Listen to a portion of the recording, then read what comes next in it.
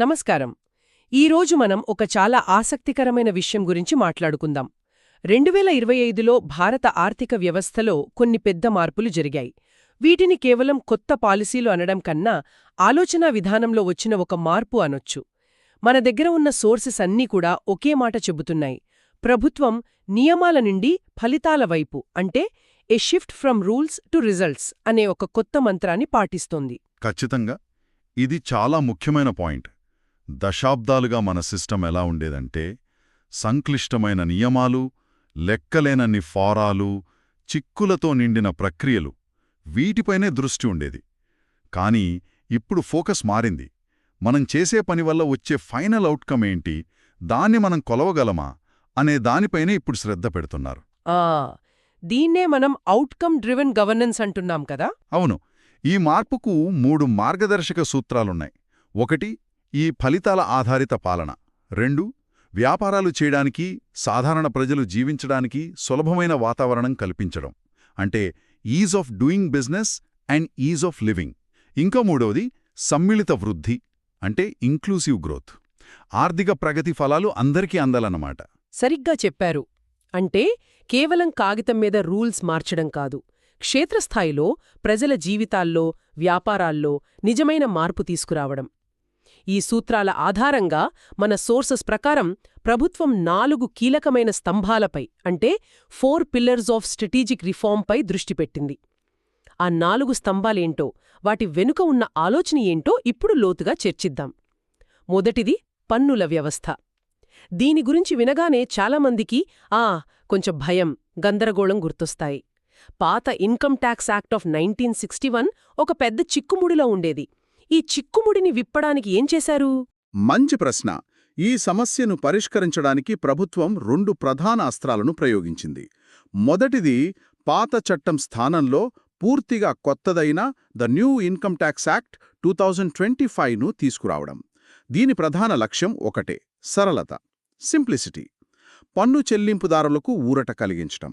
ఇందులో అతి ముఖ్యమైన మార్పు, జీతం పొందే ఉద్యోగులకు, అంటే శాలరీడ్ ట్యాక్స్ పేయర్స్కు పన్ను మినహాయింపు పరిమితిని భారీగా పెంచడం.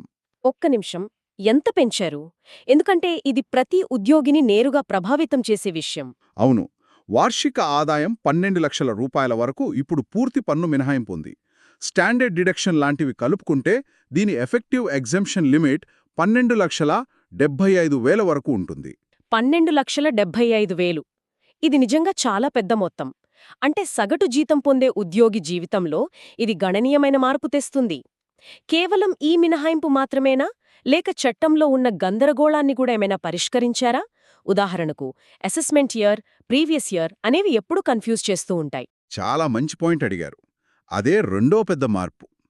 ఇంతకు ముందు ఎలా ఉండేదంటే, మనం ఒక సంవత్సరంలో డబ్బు సంపాదిస్తాం, దాన్ని ప్రీవియస్ ఇయర్ అనేవాళ్ళు. దానిపై పన్ను మరుసటి సంవత్సరంలో కట్టేవాళ్ళు. దాన్ని అసెస్మెంట్ ఇయర్ అనేవాళ్ళు. ఈ 2 సంవత్సరాల లెక్క చాలామందికి అర్థమయ్యేది కాదు, ఎన్నో తప్పులకు దారితీసేది. నిజమే. ఇప్పుడు ఆ గందరగోళాన్ని పూర్తిగా తొలగించారు. ఒకే యూనిఫైడ్ ట్యాక్స్ ఇయర్ను ప్రవేశపెట్టారు. అంటే ఏ సంవత్సరంలో సంపాదిస్తారో అదే సంవత్సరానికి పన్ను లెక్క కట్టాలి. ఒక సంవత్సరం, ఒకే ట్యాక్స్ పీరియడ్. ఇది చిన్న మార్పులా అనిపించినా స్పష్టత విషయంలో ఇదొక పెద్ద ముందడుగు. అలాగే చట్టం భాషను కూడా చాలా సరళంగా మార్చారు. అనవసరమైన వివాదాలను తగ్గించడమే దీని ఉద్దేశ్యం. ఓకే, ఇది ఆదాయపు పన్ను గురించి.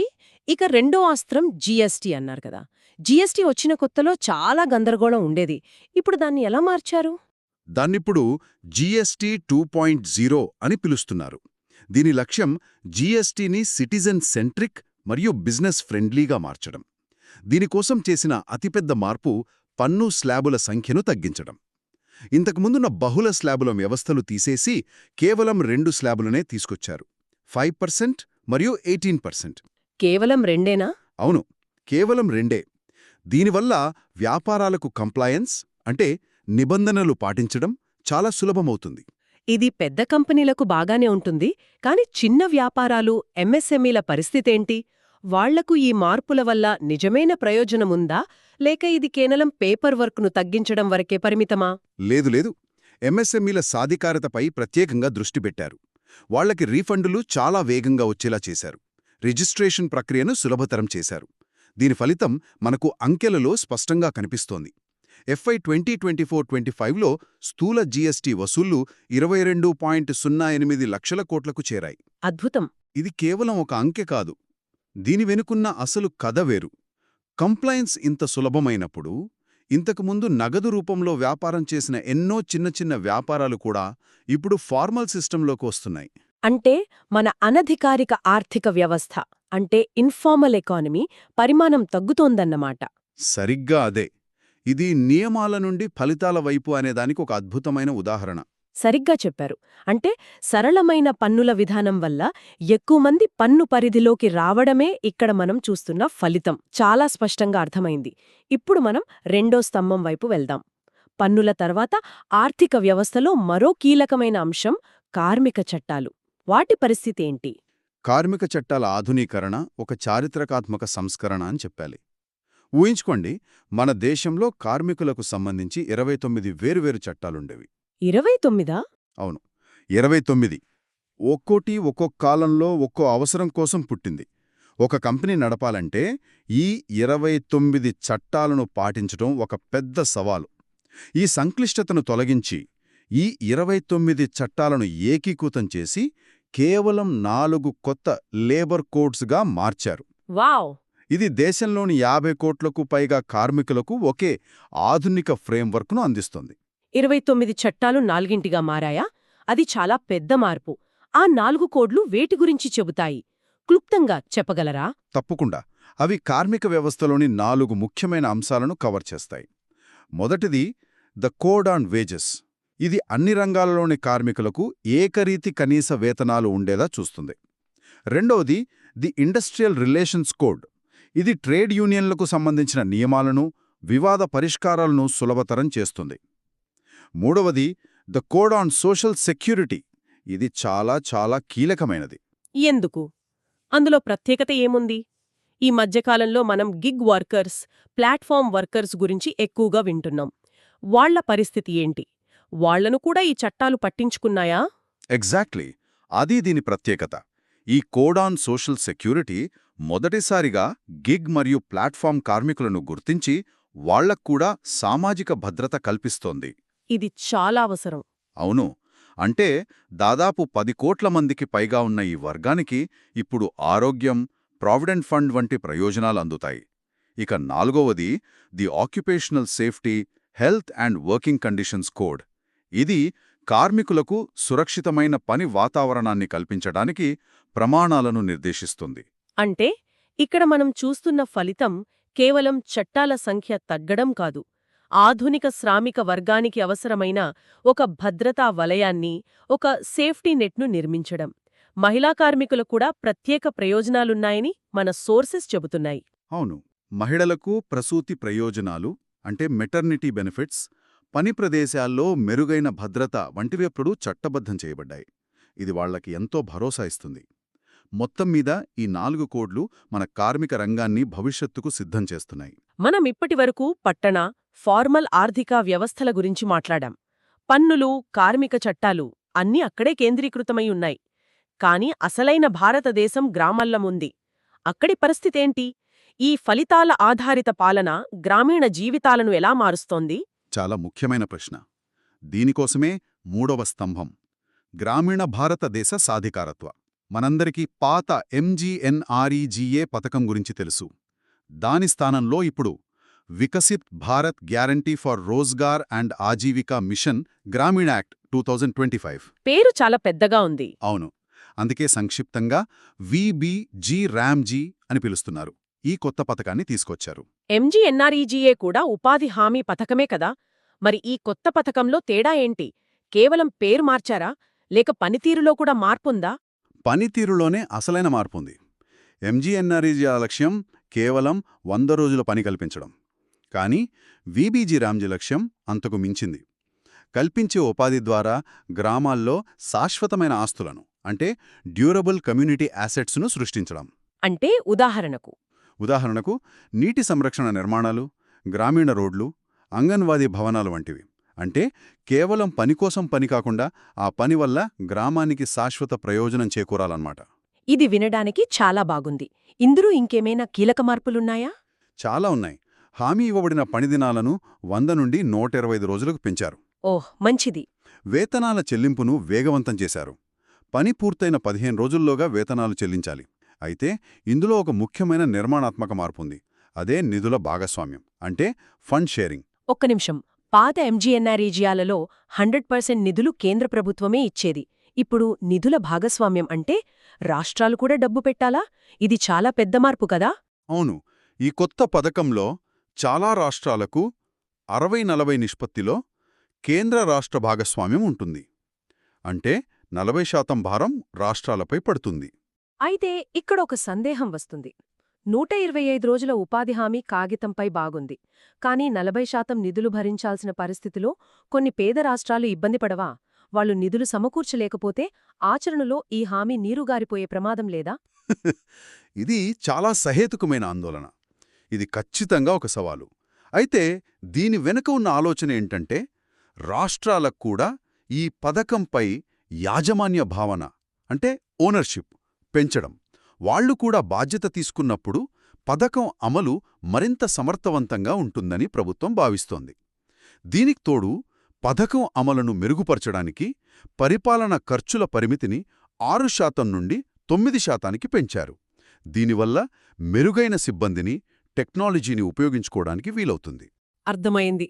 అంటే బాధ్యతతో పాటు మెరుగైన అమలుకు వనరులు కూడా పెంచారన్నమాట. ఓకే, ఇప్పటివరకు మనం పన్నులు, కార్మికులు, గ్రామీణ ఉపాధి గురించి చూశాం. ఈ మూడింటినీ కలిపే శక్తి దేశ ఆర్థిక వ్యవస్థకు వెన్నెముక లాంటివి సూక్ష్మ, చిన్న మరియు మధ్యతరహా పరిశ్రమలు, అంటే ఎంఎస్ఎంఈలు. 4వ స్తంభం వాటి గురించే. వాటిని వృద్ధికి చోదకాలుగా ఎలా మారుస్తున్నారు? ఎంఎస్ఎంఈలను బలోపేతం చేయడానికి ప్రభుత్వం 2 విధాలుగా పనిచేసింది.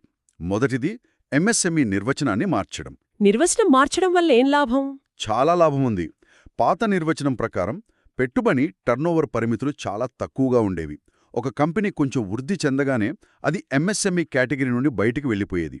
దాంతో ప్రభుత్వ ప్రయోజనాలను కోల్పోయేది. ఇది వాటి వృద్ధికి ఒక రకంగా అడ్డంకిగా ఉండేది. ఉదాహరణకు, నేను ఒక చిన్న రెస్టారెంట్ చైన్ నడుపుతున్నాను అనుకుందాం. అది వేగంగా వృద్ధి చెందుతుంటే పాత నిబంధనల ప్రకారం నేను స్మాల్ ఎంటర్ప్రైజ్ హోదాను త్వరగా కోల్పోయేదాన్ని. కాని కొత్త పరిమితుల వల్ల నేను మరో కేటగిరీలోకి వెళ్లే ముందు వృద్ధి చెందడానికి నాకు ఎక్కువ సమయం, అవకాశం దొరుకుతుంది. నేను అర్థం చేసుకున్నది సరైనదేనా? 100% సరైనది. ఇప్పుడు మైక్రో ఎంటర్ప్రైజ్ అంటే 10 కోట్ల వరకు టర్నోవర్, స్మాల్ అంటే 100 కోట్ల వరకు, మీడియం అంటే 500 కోట్ల వరకు టర్నోవర్ ఉండొచ్చు. ఓ, చాలా పెద్ద జంప్. అవును, ఈ పెరిగిన పరిమితులు వాటికి మరింత ఊపిరినిస్తాయి. ఇక రెండవ ముఖ్యమైన చర్య వాటికి క్రెడిట్ యాక్సెస్, అంటే రుణాలు సులభంగా లభించేలా చేయడం. మైక్రో, స్మాల్ ఎంటర్ప్రైజెస్కు క్రెడిట్ గ్యారంటీ కవరేజీని 5 కోట్ల నుండి 10 కోట్లకు రెట్టింపు చేశారు. అంటే బ్యాంకులు వాటికి రుణాలివ్వడానికి ఇప్పుడు ఎక్కువ ధైర్యంగా ముందుకొస్తాయి. ఇది దేశీయంగా. మరి మన ఎంఎస్ఎంఈలు ప్రపంచ వేదికపై పోటీ పడాలంటే వాళ్లకు అంతర్జాతీయ మార్కెట్ గురించి, ఎగుమతుల గురించి అవగాహన ఉండకపోవచ్చు కదా? ఆ సమస్యను పరిష్కరించడానికే ఎక్స్పోర్ట్ ప్రమోషన్ మిషన్ లేదా ఈపీఎం అనే ఒక ప్రత్యేక మిషన్ను ప్రారంభించారు. ఇది పూర్తిగా ఫలితాల ఆధారిత, డిజిటల్ ఆధారిత ఫ్రేమ్వర్క్. దీనికోసం దాదాపు 25,000 కోట్లకు పైగా బడ్జెట్టును కేటాయించారు. ఓకే, నేను కొండపల్లి బొమ్మలు తయారు చేసే ఒక చిన్న వ్యాపారిని అనుకుందాం. నా బొమ్మలు చాలా అద్భుతంగా ఉంటాయి. వాటిని అమెరికాలో అమ్మాలని నాకుంది, కాని ఎలాగో తెలీదు. ఈ ఎక్స్పోర్ట్ ప్రమోషన్ మిషన్ నాకు సులభంగా ఎలా సహాయపడుతుంది? చాలా మంచి ఉదాహరణ. ఈ మిషన్ మీకు 2 విధాలుగా సహాయపడుతుంది. మొదటిది నిర్యాత్ ప్రోత్సాహన్. దీని కింద మీకు ఆర్థిక సహాయం, సబ్సిడీలు అందుతాయి. రెండోది, ఇంకా ముఖ్యమైనది, నిర్యాత్ దిశ. దీని కింద మీకు ఆర్థికేతర మద్దతు లభిస్తుంది.